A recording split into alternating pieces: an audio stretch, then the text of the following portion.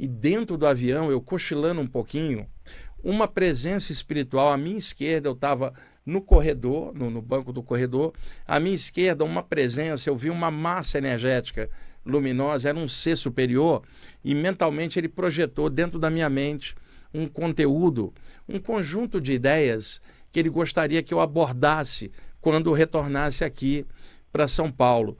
E é sobre formas mentais, que é um tema que eu já falei aqui para vocês em programas anteriores ao longo dos anos e que eu expliquei animicamente pelo conhecimento que eu tenho. Só que o foco espiritual desse ser que estava ali era na questão da imortalidade da consciência. Então a ideia que veio foi para falar aqui de formas mentais no sentido entre planos, porque uma coisa é falar de formas de pensamento que vão entre pessoas de um lugar aqui nesse mesmo plano. Outra coisa são formas de pensamento nossas que atravessam os diversos subplanos astrais e chegam na pessoa que a gente está pensando. Então eu vou já pegar esse tema e tentar desenvolver do meu jeito, é claro.